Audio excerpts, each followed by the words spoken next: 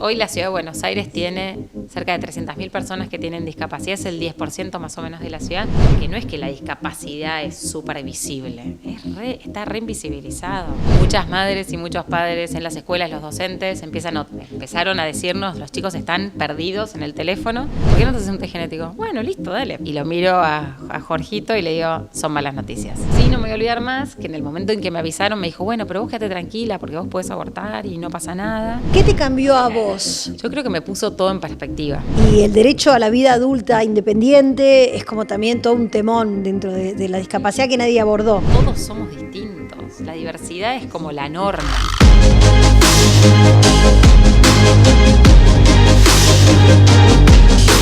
Clara Mucio, vicejefa de gobierno de la ciudad de Buenos Aires, madre de 3 hijos, está aquí con nosotros en esta Border Session y estamos hablando así como medio casual antes de empezar acerca del flagelo de la ludopatía y qué hizo el gobierno de la ciudad específicamente, una medida concreta que no es la medida total, es la que puede hacer un Estado, ¿no? En este caso, para combatir o para ayudar a los padres que quieran combatir la ludopatía. ¿Cuál es la medida concretamente? Como vos decís, es un flagelo. Sí. Y muchas madres y muchos padres en las escuelas, los docentes, empezaron a decirnos, los chicos están perdidos en el teléfono. Obviamente todos los que somos padres sabemos que los chicos pasan horas en la pantalla. Lo que no sabemos es qué hacen. Claro. Entonces ahí hay algo que primero las familias, bueno, un warning, atención, Sí. ¿Qué tenemos que hacer?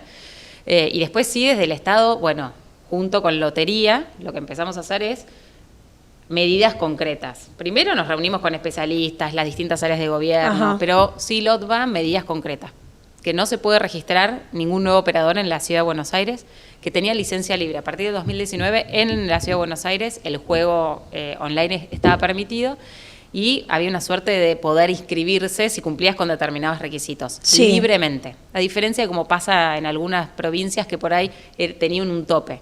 Acá era libre, entonces había 11 inscriptas. Bueno, lo que hicimos fue, esas 11 van a seguir, pero van a seguir ¿cómo? Siguiendo como determinadas pautas. No solamente las que estaban hasta ahora, sino con una auditoría tal vez mayor. ¿Se puede auditar eso? Sí, eso se audita, eso LOTVA tiene todos los mecanismos. Y después algunas otras acciones en concreto con Meta, con NIC-ARC, para poder bloquear todas las que son ilegales, que son las .com.ar, Sí. en las que eran .ar lo pudimos hacer, con Mercado Pago, con Rapipago también. Bueno, con las billeteras virtuales también se firmó un convenio para poder evaluar, porque, bueno, Los chicos utilizan las utilizan billeteras Mercado Pago, virtuales. Pero no solamente propias, sino tal vez No, el hermano. sí. Entonces ahí hay un montón de cuestiones donde, bueno, el Estado llega hasta un punto, pero después también la familia se tiene que involucrar. Totalmente. Los padres tenemos que poder meternos un poco y tener estas conversaciones que a veces, bueno, tal vez son incómodas, pero nada, nos tenemos que meter en qué es lo que están haciendo los chicos hacia adentro de los teléfonos porque eso genera adicción. vos tenés 3, el más chiquitito, que Sí. no creo que sea todavía el No. problema la No. adicción, pero ¿cómo haces con las nenas? Yo tengo 3 hijos, sí. Feli, que tiene 11, que te diría que le encanta el teléfono, le encanta la tablet, y ahí, bueno, en todas las familias creo que pasa lo mismo. Yo estoy separada del padre de las chicas, divorciada, y bueno, nada, hubo un momento en donde era a los 12, bueno, a los 11 y 5 meses apareció un teléfono en mi casa, bueno, apareció, así que era tener la conversación, ¿para qué vas a usar el teléfono? Y me pasó algo que está buenísimo porque digo, está bueno que lo reconozcamos todos. Tuve una reunión por trabajo, nada que ver con Sí. la gente de TikTok, en donde me dicen, estamos desarrollando una guía para padres, para que hablen con sus hijos respecto del uso del TikTok. Y le digo, ay, mi hija tiene TikTok. Me dice, ¿cuántos años tiene? 11. No debería. Ay, le digo, ¿cómo no debería? No, me dice, es a partir de 13. De los 13. Entonces voy y le digo, Feli, o sea, ¿cómo hiciste para tener TikTok? No, bueno, porque entonces, claro, lo que hacen los chicos es te mienten en la edad para poder tener. Pobre, la estoy mandando al frente pero digo, pero la responsabilidad es mía, es Claro. que en el momento yo no sabía, desconocía. Y ahí Yo creo tampoco es donde sabía. los padres nos tenemos que informar más. Y me pareció fantástica la guía de TikTok, que te diga, che, bueno, a partir de los 13, ¿cómo la podés, qué hashtag podés poner para que te sirva para mostrar alguna información y no otra información?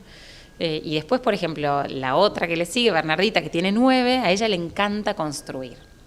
Ella construye, usa legos, le encantan los bloques. Bárbaro. Bárbaro. Por Pero otro ¿qué lado. pasa? Le encanta Logra. construir con alguien, no sola. Ajá. Entonces ves, bueno, llegás cansado y yo, bueno, mamá, ¿podés venir a jugar? No. Y encontró En red. ¿Cómo se llama? En el iPad, Roblox, otras aplicaciones, no sé, ya ni me acuerdo los nombres, pero Miraword y qué sé yo, que construyen mundos, que construyen, no sé, una tienda. ¿Pero hay gente de en ropa. línea? No, en Roblox sí, en otro no. Y juega en línea, en Roblox, con sus amigas. Bueno, es muy cerrado, pues juega con sus amigas, pero también yo me tuve que meter y entender cómo era, porque por supuesto que podés meterte en otros chats. Es a veces difícil, viste, los controles parentales entenderlos, pero están, o sea, Sí, están. Yo enganchar creo que están. la vuelta y hay una manera. Sí. Si ellos después no le sacan el... porque yo, por ejemplo, le pongo un tiempo de límite, Claro. pero él después pone ignorar el tiempo y chau. Que Bueno, los chicos son mucho más piolas respecto, Claro, o sea, son niños totalmente tecnológicos, ¿no? Y son mucho más piolas que todos nosotros, que no Sí. nacimos con un teléfono, pero es real que ahí me pasa esto con las chicas y que creo que está como muy asociado a lo que presentamos de ludopatía ayer, que es, bueno, ella me dice, quiero jugar con vos. Y cuando yo le digo no, porque estoy yo con el teléfono, porque estoy, con cosas mías de laburo, porque uno llega cansado, por el motivo que fuere, bueno, en alguna medida esa no dedicación de su tiempo de juego con su madre, bueno, la utiliza jugando en otra cosa. Entonces cuando vos le decís, dejá la pantalla, y te dice, pero si vos estás con el teléfono. Sí, Es totalmente. Entonces ahí creo que también es esto, es involucrarnos todos, adultos, poder tener esas conversaciones, conocer qué es lo que está pasando.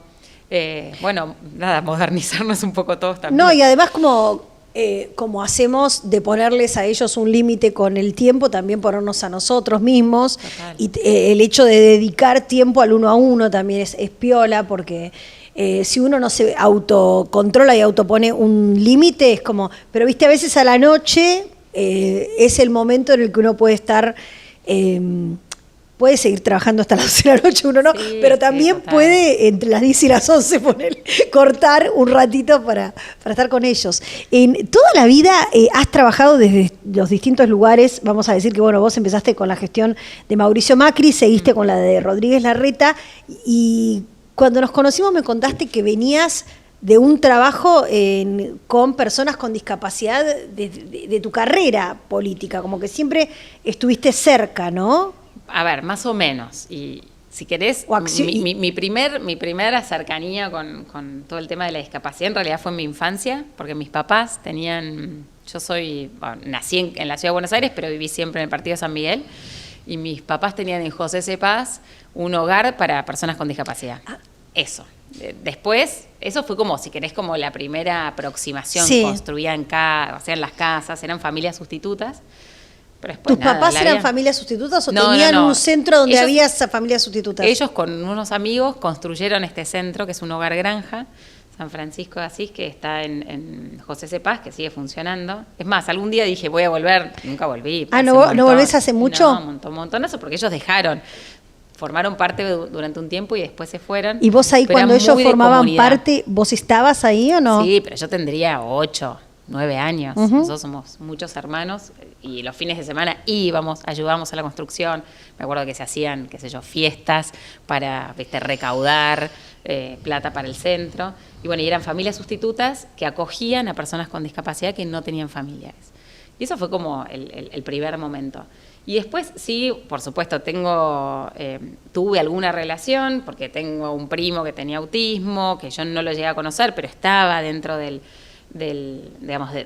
la conversación familiar. Pero después, no, te diría que a lo largo de mi crecimiento, adolescencia, universidad, no. Sí estudié Derecho en la UBA y siempre quise trabajar por los más necesitados. Era como una vocación de servicio que tenía, pero no específicamente, en temas de discapacidad, de ningún modo. Pero, claro, después, yo tengo un chiquito con síndrome de Down. Estábamos hablando recién de las nenas, estábamos hablando también de las etapas que nos tocaron vivir en los últimos años, y en la pandemia vos tenés a mi hija. Sí. Post pandemia. Apenas terminó. En la pandemia con las chicas, ¿cómo estás? ¿Vos estabas embarazada? ¿Cómo te manejaste con ellas, con las clases? Sí, ¿Qué pasó con esas nenas, como les pasaron a todos los nenes que no iban al colegio? Fue un dramón para todos los padres, creo, ¿no? Primero yo tenía una que estaba en sala de 5 y Feli estaba en segundo grado. Bueno, la de sala de 5, nada, son cosas que te empiezan a pasar después. No veía bien, yo me enteré después de la pandemia, con las pantallas, ¿viste? Así que después tuvo como toda una dificultad para aprender, porque sala de 5 y primer grado, como son los aprendizajes fundacionales para cualquier chico. O sea, la pandemia las afectó sí, en lo educacional, totalmente. ¿a las dos o a una sola? No, sobre todo Bernardita, que estaba en sala de 5 y primer grado, la más chiquita.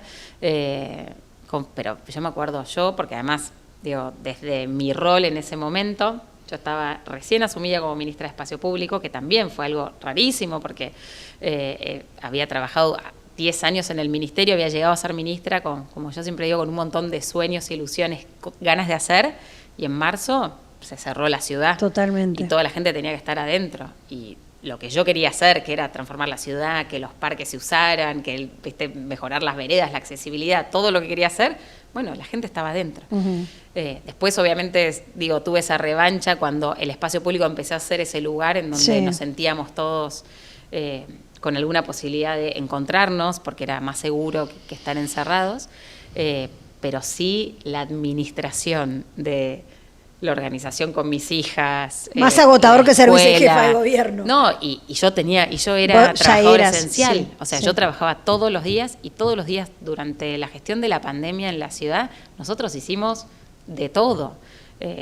Construimos las unidades febriles en 40 días y yo recorría todos los hospitales. De hecho, fue una de las primeras en la ciudad que me contagié. Yo me contagié en junio. Tuve por primera vez COVID, y ahí también me acuerdo que el padre de mis hijas, no, las chicas estuvieron viviendo con él, yo 40 días sin ver a mis hijas, bueno, cosas que nos pasan, digamos, a muchos de los que estábamos ahí todo el día con la pandemia, pero no tenía esa posibilidad de estar en mi casa todo el día con mis hijas. Así que haciendo malabares, porque bueno, por supuesto nadie me podía ayudar, porque nadie podía, bueno, fue complejo. ¿Y quedaste embarazada en el 21? Y quedé embarazada en el 21, o en el medio de este lío. De Jorgito, que es el papá de Benja. Y ahí en el embarazo vos te enteraste que Benja tenía síndrome de Down. Sí, yo tenía 40 años. Y mi obstetra, que es el mismo obstetra de las chicas, me dijo, ¿por qué no te haces un test genético? Yo con mis hijas no me había hecho un test genético. Bueno, me dice, dije, ¿qué? Esta vieja. Claro. Sí. Es usual ahora, pero usual. Antes no. Claro. Yo a las chicas las tuve a los 30 y 31 y 33. Y bueno, me dijo, ¿por qué no te haces un test genético? Bueno, listo, dale. Medio como me lo hago. Sí. Nunca había ni pensado qué iba a ver en el test genético, que esté todo bien, bueno, genial. Y a fin de ese año, habrá sido, me lo hizo en noviembre, ya ni me acuerdo, en diciembre. En diciembre del 2021, yo estaba en la semana 9 del embarazo. Ah, recién. Sí, estaba en la semana 9 del embarazo y bueno, y estaba con COVID, la segunda vez, y ahí sí estaba con el papá de Benja, los dos con COVID. Y no me voy a olvidar más ese día, la verdad es que fue rarísimo, porque me acuerdo que me suena un teléfono desconocido. Bueno, obviamente, nosotros atendemos todo, porque estamos 24/7 conectadas. Levanto el teléfono, lo pongo en altavoz, y me dice, hola, sí, te habla el director ni me voy a acordar el centro, el nombre del centro, y lo miro a Jorgito y le digo, son malas noticias. Fue así, como automático, porque si no, no te llama el director, te mandan un mail, toma el resultado. Me estaban llamando para decirme algo, le digo, son malas noticias. Y bueno, y me acuerdo que fue un momento difícil porque me empezó a decir, bueno, en el estudio dice que no hay esto, y yo le decía, bueno, ¿pero qué hay? Y ahí me dice, bueno, hay 99,6% de posibilidad, creo que 99,6%, ya ni me acuerdo, porque lo tengo por ahí en algún lado, me dice de que tenga síndrome de Down, trisomía 21, decía. Y bueno, y me acuerdo que ese día fue un día rarísimo. Primero pues me sentía mal, estábamos en la cama, era 26 de diciembre. Y el día anterior yo les había contado a las chicas que estaba embarazada. Claro, porque era Papá Noel les había contado que estaba embarazada. Era el inicio del embarazo. Te lo podés hacer después, pero era muy pronto. Era muy pronto. Y bueno, nada, las chicas felices, todo. Y bueno, al día siguiente este tema... Y ese día, yo me acuerdo que fue un tema. ¿Cómo reaccionaron las nenas? No, ellas no supieron, Ah. de que Benja tenía síndrome de Down, no supieron hasta, te diría, el cuarto mes, Claro. quinto mes. Claro, que ahí- primero lo tuviste que elaborar vos con tu marido. Sí, mi marido fue como, ese día agarró, se puso a laburar, muy, muy positivo, bueno, decime. Y yo me acuerdo que en ese momento lo primero que pensé fue en una amiga, en José, que había tenido a Cata con síndrome de Down, que tuvo unas cardiopatías y Cata había fallecido hace nada, hace menos de un año. Y me acuerdo, o ese mismo año, ahora estoy pensando, me mareo con los años, pero me acuerdo que lo primero que pensé fue en ella. Y bueno, obviamente le avisé a mi obstetra. Y sí, no me voy a olvidar más, que en el momento en que me avisaron me dijo, bueno, pero vos quédate tranquila porque vos podés abortar y no pasa nada. Y te está todo bien y esto estás bien en las semanas, tenés tiempo hasta la semana 12. No. Bueno, y yo me quedé. Y yo me acuerdo que cuando estuvo todo el tema de la discusión del aborto, digamos, yo tenía como una postura muy firme, desde mis creencias, desde los valores. Y siempre digo, ¿no? O sea, por supuesto que yo pude elegir en libertad, como hay un montón de mujeres que no lo pueden hacer, pero son temas que viste, los pones Te sobre marcan, la mesa. más vale, claro. Los pones sobre la mesa. Y es en ese momento en donde tal vez te ves como, che, esto que yo creo, esto que yo digo. Lo puedo bueno, poner en la poner- práctica. Exactamente. Bueno, Jorgito, me acuerdo que en el momento me dijo, vos sos libre, hacé lo que quieras. No, yo nada, quiero seguir adelante con esta vida. O sea, Benja para mí, aún con todos los desafíos que tiene, porque además después tuvo la enfermedad y qué sé yo, pero digo, vale la pena esa vida, porque si me hubieran dicho que Benja no tenía un brazo, lo hubiera tenido igual.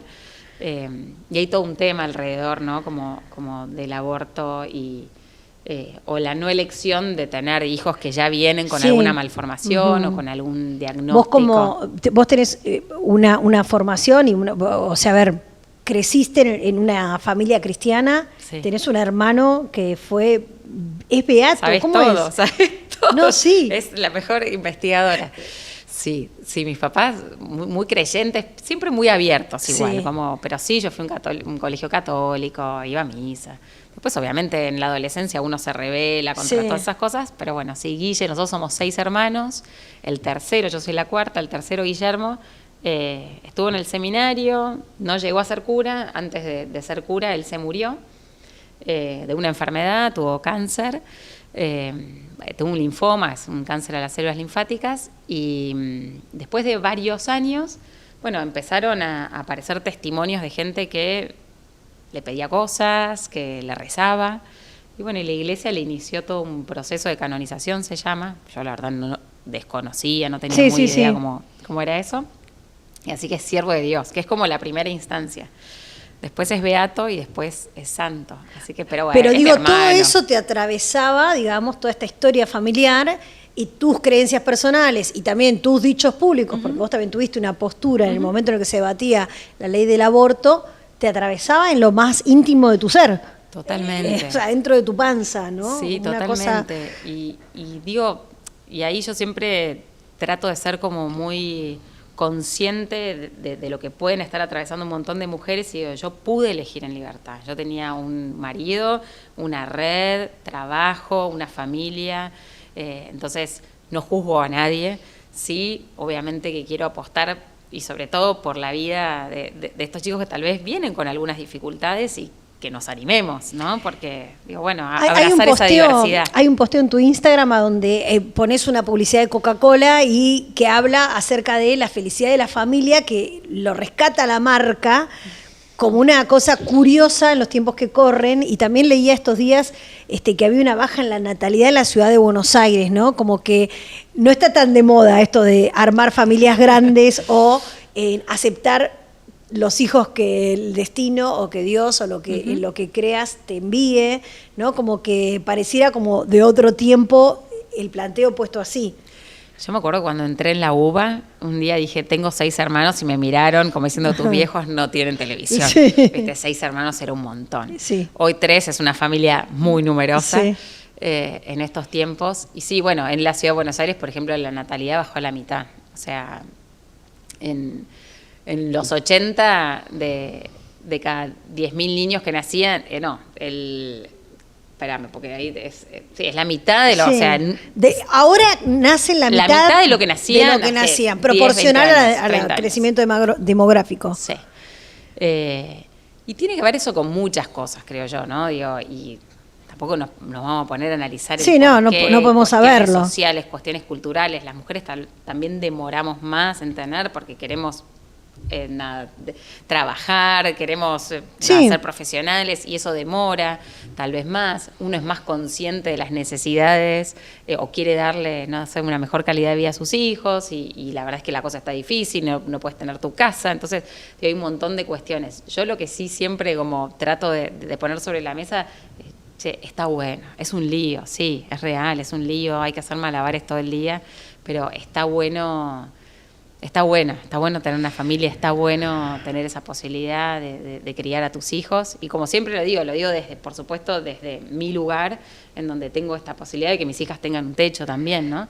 Pero bueno, también trabajamos para pero también tenés generar condiciones. un enorme desafío, ¿no? Porque a Benja lo tenés que acompañar un montón. Sí. O sea, no es solamente el síndrome de Down, sino que después aparecieron otras cosas. Yo no sé, muchas veces que llamo, estás con el nene o internado, con alguna intervención, y a mí me impresiona verte muchas veces en actos públicos, repuesta, firme, con la sonrisa, y sé como madre que me imagino que te pasará algo, no sé, parecido, de estar un poco partido por dentro, ¿no? Si tu nene necesita... Bueno. Obvio que sí, obvio que digo, tampoco vamos a romantizar No, el hecho, por ¿no? eso. Como digo, de las enfermedades. Benja hasta los 5 meses, bueno, tenía su diagnóstico, nació, estuvo así un mes en neo, pero estaba todo bien. De hecho yo decía, viene bárbaro, porque muchos chicos con síndrome de Down, y eso no me olvidó más del día que yo me enteré, lo primero que hice fue llamar a esta amiga mía y le dije, José, te tengo que contar algo. Estoy embarazada, pegó un grito en el cielo, qué espectacular, no puedo creer. Bueno, Benja tiene síndrome de Down. Benja, no sabía que se llamaba Benja todavía, le digo, tiene síndrome de Down.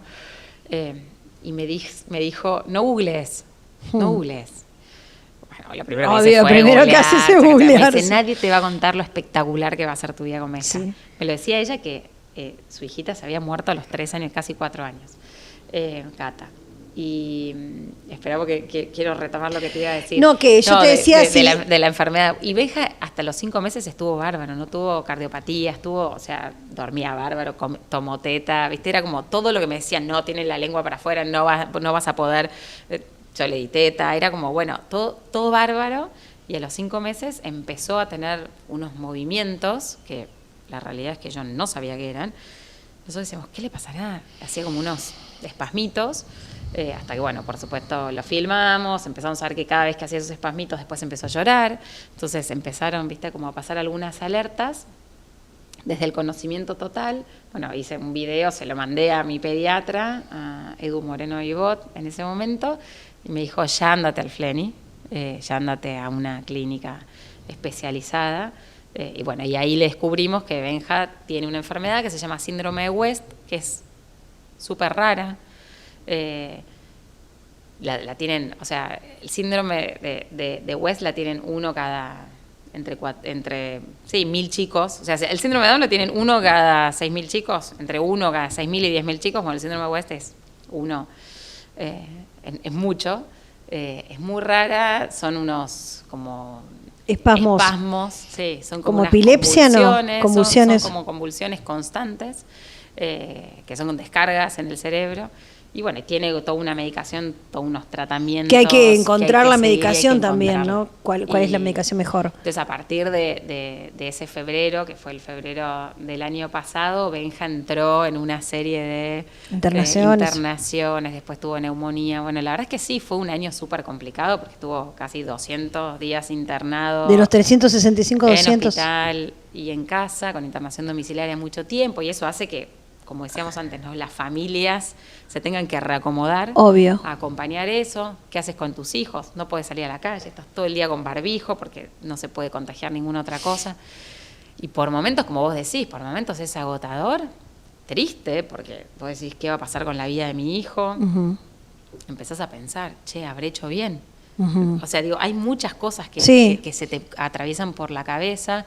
Cómo no me di cuenta antes, cómo no estuve alerta, cómo no pregunté, cómo no estudié, ¿viste? Son cosas Sí, uno creo lo primero pasa, que hace es pensar que echarse algo culpas, tiene que ver, sí, total. uno, ¿no? Y después, bueno, obviamente también a estudiar, ahí sí ya fue más... Jorgito, el papá de Benja, que se puso a estudiar y a leer y a leer y a leer todo lo que tenía que ver ¿Él con es el más positivo de los dos? Somos los dos muy proactivos, de ir para adelante, como siempre, muy positivos, pero yo siempre le digo a él como me supera en todo. Claro, sí, sí. Siempre está pum para arriba. A mí me pasa lo mismo, que me deprime un poco, porque más de lo depresiva que soy, porque es como siempre estoy tan en desventaja de la alegría que él tiene, que yo, pero flaco, o sea, no te das cuenta que no está, bueno, ahora uno se adapta más. Digo, pero las madres tenemos algo que es sí, como no por algo llevamos a nuestros hijos en la panza también, sí, y sí. es una conexión que yo creo que va más allá de cualquier cosa, y obviamente los papás también, por supuesto, que cuando ven sufrir un hijo sufren, pero bueno, y yo había tenido la experiencia esta de cuando mi hermano falleció, de haber visto a mi mamá sufrir, ¿no? Perder un hijo, lo doloroso que es, y había tenido charlas con ella, y bueno, y en algún momento obvio que pensás, ¿no? Y las como que te agarró miedo de eso. Bueno, las expectativas por ahí no eran las mejores y nos costó mucho, te diría que hasta hace muy poquito, hasta fin de abril y tampoco todavía, que Benja se estabilice. Pero bueno, siempre ahí tratando como de verle el lado positivo. ¿Y vos cómo lo elaborás eso? Viste que hay distintas etapas, ¿no? Como que al primero uno se derrumba, al principio primero uno se derrumba bastante, por lo menos las etapas como...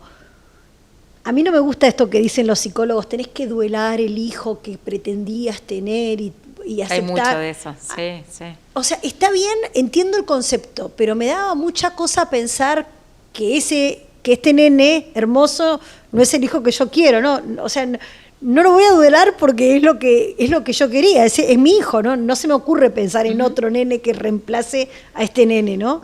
Y después está un poco la aceptación, después también acomodar la intensidad de la rutina a la vida, también decidir, muchas personas dejan de lado su carrera o lo dejan temporalmente porque no pueden con todo, no sé. Eso a mí me genera admiración porque vos tenés 2 nenas más y porque tu trabajo es, además de mucho trabajo, estar muy en cámara, haciendo cosas, presente, no es que estás trabajando online, digamos, ¿no? Sí, bueno, yo soy una privilegiada, amo lo que hago. No, ya sé. Sí, pero digo, te reentiendo. La fortaleza, ¿no? Es tu personalidad, así, ¿no? Sí, creo que un poco lo mamé, esto que te decía, ¿no? Como mis viejos estaban siempre claro, como muy enchufados en hacer cosas por los otros, eso es como mi vocación que yo tengo de hacer cosas y estar. Pero después, digo, también siento que soy una privilegiada en un montón de cosas y trato siempre de ver como ese vaso medio lleno. Claro. Como admiración yo le tengo... No sé, hay gente que de verdad, viste, cuando yo digo, me saco ese sombrero, que no sé, que tienen que llevar adelante una familia con súper escasos recursos, y digo, o en situaciones parecidas a las que tenemos nosotras, por ejemplo, respecto de un hijo enfermo, no tienen los recursos, o no tienen una obra social, o no tienen la posibilidad de tener una compañía, un compañero, o no tienen la posibilidad de tener alguien que ayude en la casa. Obvio que a mí me pasa lo mismo, ¿no? Yo veo un montón de madres y digo... Y uno lo ve en uno y dice, no, bueno, no sé, es mi vida. Es como, es lo que a mí me sale. Totalmente. Es lo mejor que puedo hacer y que seguro con un montón de defectos. Pero bueno, sí. ¿Y en qué te cambió no deja a de ser vos? un desafío, ¿no? ¿En qué te uno tiene que reconocer también eso. Eso, vivir con un desafío constante de salud del más chiquito de tus hijos. Yo creo que me puso todo en perspectiva. ¿No? Como... Me habían pasado algunas cosas, ¿no? Yo tenía 20 años cuando mi hermano se murió, pasaron algunas situaciones así complejas en mi casa de no tener un mango, de que mis viejos pierdan la casa en ese mismo momento, ¿viste? Entonces, digo, pero no me había pasado, si querés, como en carne propia a mí. Sí. Y esto fue como, che, es un montón. A veces digo, es un montón. Y sí es... Benjamín, no sé, siento que él nos vino como, no sé si a poner a prueba, pero darnos como una fortaleza extra, Y es eso, y es como todo ponerlo en perspectiva. Che, la vida es hoy, hay que vivirla, tenemos que, no sé, ser buenas personas, hacer las cosas por los demás, ¿viste? Como aprovechar lo que tenemos, sacarle el jugo. Desde la función pública también te vi como muy activa e incluso incorporando dentro de tu equipo personas con capacidades diferentes y también involucrándote en qué podía darle la ciudad, ¿no? a la discapacidad. Bueno, ahí sí, a mí me pasó, y justo vos decías antes, ¿no? ¿En qué te cambió la vida? Por supuesto que en el momento en donde, bueno, Benja estaba internado, no me lo olvido más, Jorge me ofrece acompañarlo en la fórmula y dije, bueno, wow, déjame pensarlo. Y también ahí fue un momento, ¿no? Porque uno piensa, primero ¿qué tiempo le sacás a tus hijos? Vos me decías, bueno, hay muchas madres que tal vez dicen, bueno, dejo de trabajar, me dedico acá. Yo sabía que si yo dejaba de trabajar iba a ser la persona más infeliz del mundo, iba a no estar conectada al final con lo que yo soy, con mi propósito, y que no le iba a poder dar ni a mi hijo ni a mis hijas también, ¿no? Como lo mejor de mí. Entonces ahí dije, bueno, a ver, voy a evaluar. Por supuesto tuve conversaciones con Jorge y decirle, che, esto está sobre la mesa. O sea, hay días que por ahí Benja me toca que va a estar internado y voy a tener que estar ahí con él, porque solamente, no sé, cuando lo operan tiene que estar la madre o el padre. El papá de Benja además viaja mucho porque está con un proyecto también de desarrollo social, ahora trabajando en Mozambique, entonces no estaba tan presente en ese momento. Y bueno, dije, bueno, vamos para adelante, vamos, algo todo esto, algo... Un sentido, una misión a lo que está pasando. Tiene. Y la verdad es que vos me preguntabas antes todo el tema de si yo había tenido vinculación con la discapacidad. Y cuando yo lo tengo a Benja, ahí empecé a decir, che, yo siempre en algo, viste, como me estuvo circundando. Esto siempre estuvo en mi vida. El primer proyecto de ley que a mí me tocó trabajar, en mi primer trabajo en la función pública, que fue en la legislatura de la Ciudad de Buenos Aires, fue el reconocer de interés a 2 organizaciones sociales. Hice un proyecto, los conocí, uno era Cascos Verdes y otro era IDEL, que es una asociación para inserción laboral de personas con discapacidad de Fundación Judaica. Se los había hecho el legislador para el que trabajaba en ese momento. Y a partir de ahí empecé a trabajar como en la comisión directiva de IDEL, ad honorem, a hacer cosas. Bueno, un tiempito. Y ahora desde tu rol, un tiempito, pero digo, fue como muy, ¿viste? Después claro, que te quedás decir, bueno, esto tiene que ver con esto, con esto. El hilo rojo, ¿no? Exactamente, cómo estaba eso presente en mi vida. Y con el rol de vicejefatura, y bueno, y yo durante todo lo que fue el trayecto de espacio público también siempre tuve mucha relación con asociaciones, porque claro, la accesibilidad en la ciudad, las rampas, hacer los patios de juegos para los chicos, tener eso en la cabeza, que no es tan común y que está bueno que lo digamos, porque no es que la discapacidad es súper visible, está re invisibilizado. Entonces, ahora como vicejefa dije, che, esta es una oportunidad enorme. La ciudad viene haciendo un montón de cosas, pero voy a tomar esta agenda. Jorge tiene el mismo compromiso que yo en esto. Dije, voy a tomar esta agenda y vamos a hacer de verdad una revolución en la discapacidad en la ciudad. Bueno, sumamente ambicioso. Estamos trabajando en un plan que ojalá lo terminemos en el próximo mes, las próximas semanas, ya haciendo cosas, pero pensando en cómo va a ser. Pero contanos qué, por ejemplo. Bueno, yo creo que los grandes desafíos, hoy la Ciudad de Buenos Aires tiene cerca de 300.000 personas que tienen discapacidad, es el 10% más o menos de la ciudad.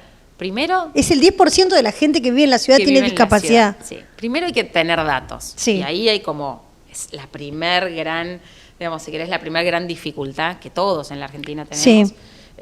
Porque el último censo, no incorporó nada, la pregunta. Y es sumamente importante para quienes hacemos políticas públicas, para quienes gestionamos, tener información sobre la población que vos tenés que, digamos, que gestionar o que vos tenés que definir alguna política es clave. Entonces, ya que en un censo nacional quede relegado, bueno, dice mucho de esto de la invisibilización que hay.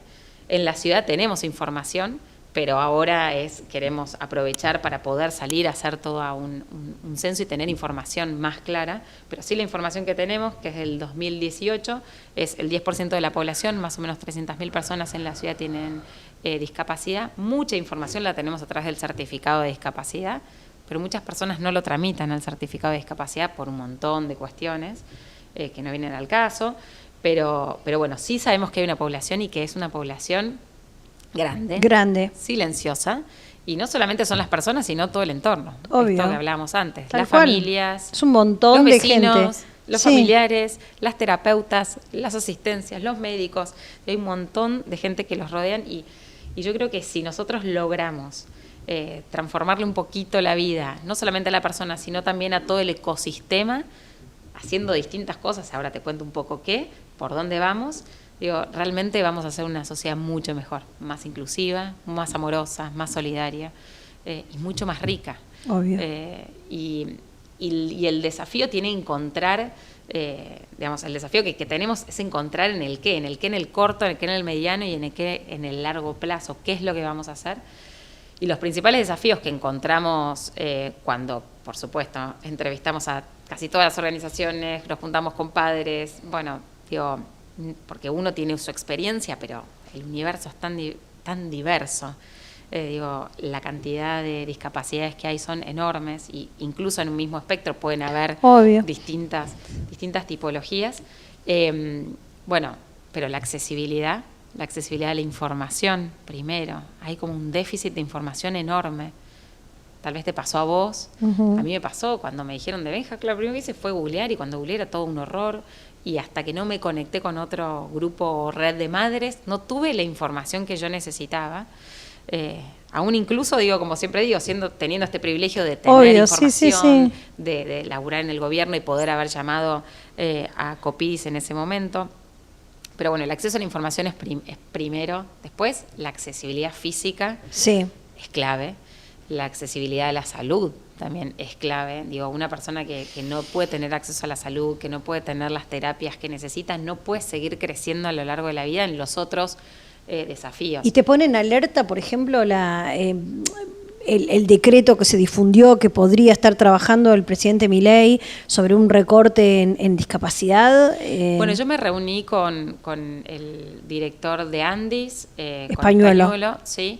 Tuvimos una conversación para trabajar, para tratar de coordinar las agendas. La verdad es que lo vi muy comprometido. Por supuesto que la gestión anterior hizo un desastre con las pensiones con discapacidad. Nosotros lo habíamos ya auditado en el gobierno, cuando Mauricio Macri estuvo en el gobierno nacional. Tuve una reunión incluso con Gabriela Michetti hace poco, en donde también pude conversar con ella respecto de todas estas ideas. Por supuesto que hay que ordenar, ¿no? Yo creo que ahí también, porque le tenés que dar al que necesita lo que necesita, porque si no le estás sacando a la persona que realmente necesita para darle, digamos, a alguien que de verdad no tiene esa discapacidad. Pero sí, creo que todos estamos, bueno... O sea, ¿crees que hay buenas intenciones por la información que tenés, que manejás, por las reuniones que tuviste, y no te parece que esté en alerta el sector? Bueno, a ver, yo sí lo que creo es que no puede ser un tema que se evalúe así nomás. Así nomás, ¿no? Tiene que ser muy delicada la delicada. Hay gente con la que yo estuve reunida que me pareció muy seria, Romina Núñez también es una madre muy comprometida, que hoy está como directora nacional, creo que de prestaciones, si mal no recuerdo. Digo, sé que están haciendo un trabajo enorme, así que confío en que vamos a ir por buen camino. Tuve una reunión con Victoria Villarroel, en donde también yo justo le pude contar todo el plan de discapacidad y me dijo que estaba como muy involucrada. Igual no me contaste nada. O sea, me contaste que un eje es la discapacidad, que es la accesibilidad. El primero es accesibilidad. Acceso a la información primero, y ahí estamos trabajando en la ventanilla única, que fue una de las promesas de campaña. Uno de los principales reclamos que nosotros teníamos en la ciudad es: tengo que deambular por todos lados, 53 oficinas para poder entender las patentes, cómo hago para el pase, cómo hago para tramitar el certificado de discapacidad, si necesito algún centro de estimulación, ¿dónde voy?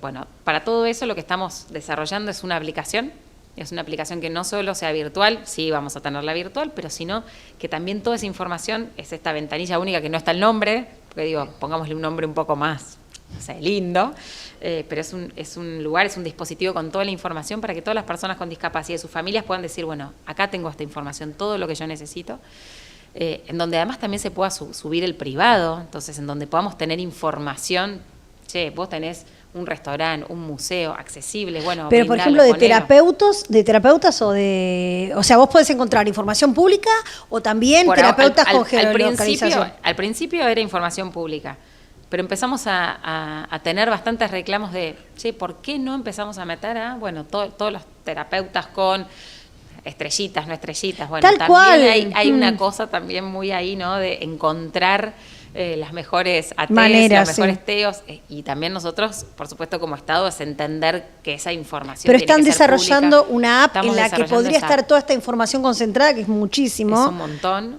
O sea que en Primero lo Estados estamos- Unidos los terapeutas, por ejemplo, te aparecen por geolocalización, no desde el Estado, pero hay, no sé, hay aplicación, o sí, son los estados, porque vos pones el nombre del terapeuta y te aparece por franja de edad, por geolocalización por Espectacular. estado y por especialización del terapeuta. Bueno, O sea, voy a vos averiguarlo. vas a Florida y decís, tiene 3 años, tiene tal diagnóstico, Mirá. y te aparecen todos los terapeutas vinculados.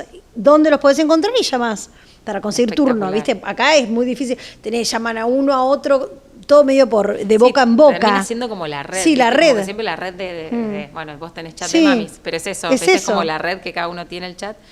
Pero bueno, el acceso a la información es súper clave, esto también, ¿no? Como digo, decía antes, se la pasás dando vueltas, llenando formulario, hay mucha información que ya está, entonces centralicemos todo, pero que no solo sea virtual, sino también física. Hay muchas personas que prefieren ir a la comuna, en nuestro caso tenemos 15 comunas, entonces, viste, a las comunas, entonces ahí también, y tener personal que esté Especializado, capacitado. Y que pueda no solamente ser accesible y que pueda comunicarse, sino también tener esa información. Entonces estamos trabajando en que en todas las comunas vos tengas una persona que pueda atender. Entonces eso es, si querés, desde la información. Después estamos trabajando transversalmente en la accesibilidad a las escuelas, todo lo que tiene que ver con la educación especial o en las escuelas públicas de la ciudad también, y también en privadas. Y después con la accesibilidad física, como te decía, o sea, haciendo todos los relevamientos y trabajando transversalmente con Ministerio de Infraestructura, Espacio Público. Aún conociendo todos los desafíos que eso implica, no puede no estar sobre la mesa, como Totalmente. yo digo, ¿no?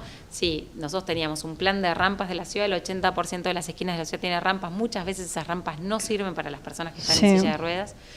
Bueno, ¿cómo hacemos para que eso de verdad esté bien? ¿Y cómo hacemos para mejorarlo? Y si no se puede, bueno, ¿cuál es el horizonte? Irnos superando.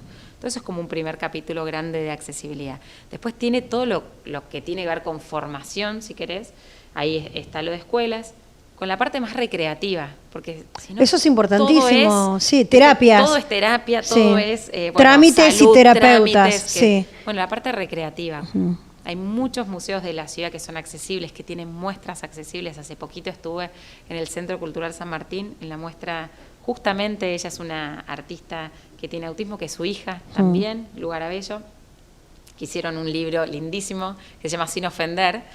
No sé si lo conocés, bueno, espectacular, tuvieron una muestra y fui a participar de unas muestras adaptadas para personas ciegas, y después había también personas sordas. Entonces, bueno, ¿cómo podemos hacer también para que eso se conozca y difundir y que haya cada vez más para los chicos, para los adultos? O sea, ¿no? Como conocer y que el turismo, el deporte, la cultura, la gastronomía también sean accesibles. Totalmente. ¿Cómo hacemos para tener esta información? Todo esto en un mapa. Claro. O sea, ¿a dónde voy? ¿Qué paradas de colectivos también? ¿Cuáles todavía no? Bueno, pongamos esa información. Y después 2 capítulos que para mí son centrales y claves. Creo que desde los 0 hasta los 18 años hay como bastante, o 17, una contención más grande. Los padres generalmente estamos, o padres familiares, núcleos familiares. Y hay terapias, esas cosas, sets. Pero ¿qué pasa en el después? ¿No? Cuando vida adulta. Las personas con discapacidad van creciendo, y ahí hay 2 temones. Para mí uno tiene que ver con la empleabilidad. Total. La realidad es que para poder garantizar esa vida independiente, bueno, todas las personas que tienen discapacidad tienen que tener esta posibilidad de desarrollarse como nos desarrollamos todos, y que eso no sea una traba. Entonces hay que generar oportunidades, hay que generar incentivos. Entonces estamos trabajando en todo el plan de empleabilidad. Armaron una bolsa de trabajo, ¿no? Tenemos nosotros un registro único a través de la COPIS. A través de COPIS, un registro único laboral para personas con discapacidad, en donde ahí llegan currículums y en donde ahí servís, si querés, como de una consultora para empresas que te piden. Pero también es esto, no es involucrar al sector privado. El sector público puede darle empleo a un porcentaje, por ley, a un porcentaje de personas con discapacidad, pero también cómo hacemos para que emprendedores, para que el sector privado se sume. Y hay un montón de experiencias sumamente positivas desde donde podemos sacar ideas de esto se puede hacer. Y entonces también pensar en que nuestros hijos con discapacidad puedan, ¿no? Con la más con exitosa ayuda. de estas es A la Mesa, Bueno, La no el Mesa, restaurante, que es todo Fernando Pollack. La verdad es que lo que diseñaron ellos es un modelo.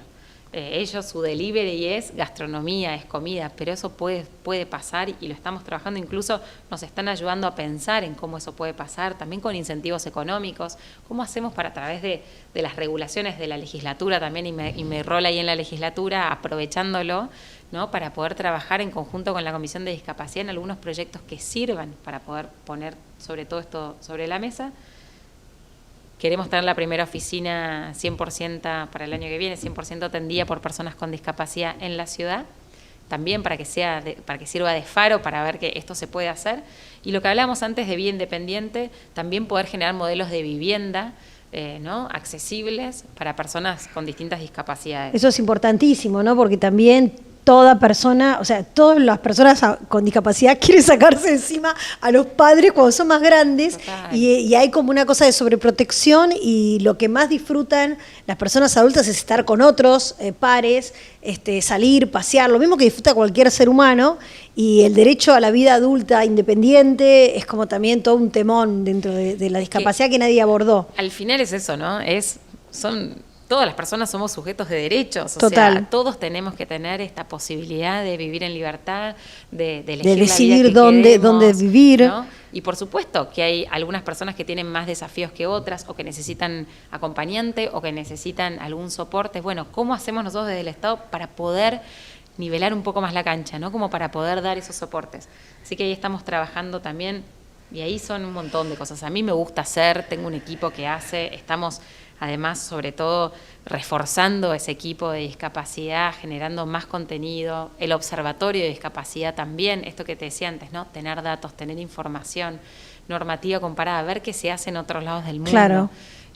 Bueno, yo estoy como abocada. Muy abocada a ese tema, y la verdad que es, bueno, lo celebramos, me parece que es fundamental, me parece que cada vez en más espacios públicos, en más gabinetes, ya sea nacional, de la ciudad, de provincias, aparecemos los papás con chicos con desafíos, y esto va a generar, de acá a una década seguro, va a generar un cambio en el paradigma, ¿no? O sea, que podamos, con las cosas que nos pasan y con las cosas que colectamos de la comunidad, de la red que armamos, también ponerlas al servicio de los demás, ¿no? Creo que es fundamental tu rol. En la agenda. Tal Yo cual. creo que ese es un tema. A mí me pasó, te cuento así algo, sí, con una de mis hijas, y ahí por eso yo te decía antes, ¿no?, está muy invisibilizado, con una de mis hijas que me dijo, estábamos en una plaza en la ciudad, y me dice, mamá, ¿viste que hay un montón de personas con síndrome de Down? Y a mí me dejó pensando eso, porque hace 3 años, 4 años, seguramente estaban la misma cantidad de chicos. Pero no la veíamos. Pero no la veíamos. Y hoy ella la ve porque ella lo conoce. Entonces yo creo que el gran desafío que tenemos, y como Estado es una enorme responsabilidad también, es dar a conocer, hacer visible lo invisible. Que nosotras estemos hablando de esto, Total. que el periodismo se interese por esto, que desde el Estado alguien se interese por esto, que veamos en la calle personas que andan en silla de ruedas, que les falte un brazo, personas ciegas, que vos veas a chicos con síndrome de Down atendiéndote, a un chico con autismo atendiéndote en un restaurante, que se puede. El otro día fui a una cafetería acá, que todo el día estoy trabajando, ¿no? Que lo agarré el nene y dije, vamos a hacer un pequeño paseo de un par de cuadras, ¿viste? No grandes desafíos. Vamos a pasear, a dar una vuelta. Entonces vamos a Preto, le digo, acompáñame, y me siento al lado de un chico y me dice, hola, hola. Yo le di cara conocida, pero la verdad que no me acordaba bien de dónde. Le digo, ¿dónde te conozco? Y me dice, ¿no te acordás que vino con un terapeuta que yo quería que le enseñe a Antonio a andar en bicicleta, que al final no siguió con nosotros, y él tiene autismo, es adulto. Y le digo, ¿pero vos qué diagnóstico tenías? Yo tengo autismo, me dice. Si yo hasta los 9 años, Antonio tiene 8, no hablaba. Le digo, entonces vos sos el que tengo. Bueno, resulta que teníamos el mismo personal trainer en un momento. Nos pusimos a hablar como 1 hora con Antonio ahí haciendo bardo por todos lados, con él. Y yo decía, qué importante es el intercambio social, ¿me entendés? Una persona adulta con una discapacidad, es muy posible que tenga pocas posibilidades, valga la redundancia, de realizar un intercambio social con alguien, porque no perteneces a un trabajo, no perteneces a un club, no perteneces a un equipo de fútbol. Entonces, esta cosa de abrirnos a la diferencia y de intercambiar y de sostener una charla y de normalizar todo, es como, me parece, la llave para la inclusión total, ¿no? Totalmente, la tolerancia. Total, y que pase a ser algo de lo cotidiano. Exacto. Y al final, digo, creo que ahí hay algo que todos somos distintos. La diversidad es como la norma. Entonces, nada, es como, bueno, por supuesto hay diagnósticos, por supuesto hay tratamientos, por supuesto hay características similares dentro de cada uno de estos diagnósticos, ¿no? Pero ¿cómo hacemos nosotros para empezar como a borrar esos límites que muchas veces son interpuestos desde el desconocimiento, como decíamos antes, y ver qué es lo que sí se puede y no estar, viste, como pensando, bueno, no, qué es lo que no van a poder hacer? Y entonces, y ahí también creo que uno tiene que estar como rompiendo sus propias creencias y barreras todo el tiempo. Bueno, yo tengo mi primo, Juan, con Santi, también. Su primo es Juan Semborain, estrella del mundo del yo siempre autismo. lo nombro porque, bueno, es mi primo. Es el creador de Empujando Límites, que es la manera en la que encontró para relacionarse y recorrer todo el país con su hijo con autismo, Santi, que es un genio. Andan en bicicleta por todos lados. Hay un montón de tribus de personas que copiaron el modelo y que... ¿Qué hacemos con nuestros hijos? Bueno, vamos a andar en bicicleta, hacemos esto, nos juntamos en una plaza, compartimos tal cosa, nos ponemos una meta y allá vamos, ¿no? Como podemos, con lo que tenemos, y realmente Juan es una inspiración para muchos. Y es tu primo, o sea que está rodeado, tiene la manzana rodeada. Es mi primo hermano y todo el tiempo está, mandándome cosas y me lo cruzo ahora mucho más que antes. Claro. Entonces ahí, bueno, decís, bueno, estamos también haciendo comunidad, pero bueno, es como... O esto, viste, o te tira para abajo o te saca mejor. Total. Y yo creo que esa es lo lindo de todo esto al final, ¿no? Y vos me preguntabas antes, bueno, Benja. Bueno, yo creo que Benja, nada, hizo que también su mamá aproveche esta oportunidad desde la gestión pública para poder tomar esta agenda, para poder hacer más visible esta agenda. Y yo eso lo veo como algo, nada, como sumamente positivo, si querés, como esperanzador de que sí se puede. ¿No? Y bueno, el nuestro sí se puede. Yo hoy lo hago carne acá, y por supuesto, como decíamos antes, ¿no? Con todos los desafíos, con todo lo triste que a veces tiene también. Totalmente. Y lo agotador, y hoy venía acá, viste, y resfriada, y bueno, pero vamos para adelante, sí se puede, y que cada día vale la vida, viste, ser vivido, vale la pena vivirlo, y bueno, y nada, y la motivación también de que, bueno, ayudando a otro estás ayudando a un Benja más grande, y que en ese chico, yo por ejemplo, cuando me hablaba este nene, tiene como 25 años, cuando me hablaba él, le suena el teléfono, me dice, pará, y me dice, che, boludo, le dice, ¿querés que nos encontramos a tomar algo en Preto? Y le digo, ¿con quién hablas? No, viste, porque yo fumo, me hice amigo de uno en Pepino, y me lo había contado mi personal trainer, viste, y yo, vos seguro que no hablabas hasta los 9, ¿viste? Y vos empezás a decir, uy, no, puede llegar... Bueno, y eso para vos es espectacular. Claro, puede llegar a suceder que Antonio, o sea, a los 25, venga a tomar un café Preto, que se eche un amigo en Pepino, que después se vayan a comer una pizza, y la verdad es que me cambió la tarde. Y te reemocionás porque se te ven tus ojos. Es que realmente, o sea, a mí siempre me gusta hablar con personas con discapacidad, tengo una hermana también, pero digo... me encantan las charlas que tengo con ellos, posta, o charlas o no charlas o los intercambios, me limpian el alma realmente, no porque sean angelados ni nada, ¿no? O sea, claro, hay que desmitificar eso. No por eso, es porque me gusta, porque sé el valor, nosotros entre nuestros objetivos pedagógicos, el más importante es interacciones sociales, o sea, lograr que Antonio tenga interacciones sociales con sus pares, que los adora, los ama, pero es difícil jugar, es difícil interactuar o conversar. Yo digo, uy, puede suceder esto. ¿Por qué? Porque hay un nene ahí, un chico, nene, les digo todos nenes, yo, todos son bebés. Hay un chico ahí que lo está haciendo y me lo está contando, y yo estoy ahí disfrutando con él. Así que, Clara, la verdad que fue un gusto tenerte en Border, y que a través de tu experiencia personal, pero también del rol que decidiste ocupar, que no dejaste pasar así como no dejaste pasar la posibilidad de ser mamá de Benja, no dejaste pasar tampoco la posibilidad de ser vicejefa de gobierno, generes un cambio que aunque sea un paso o 2 o 3 pasos dentro de este mundo nuevo que queremos, a donde haya todo tipo de personas, de mentes, y bueno, realmente es muy esperanzador tenerte allí con esta agenda, ¿no? Que muchas veces se deja de lado, pero bueno, te deseo lo mejor. Bueno, muchas gracias, un placer. Bueno, síganos en Border Periodismo y también en Chat de Mamis, denle like a la publicación y compártanla con quien crean que le pueda ser útil y suscríbanse a nuestro canal.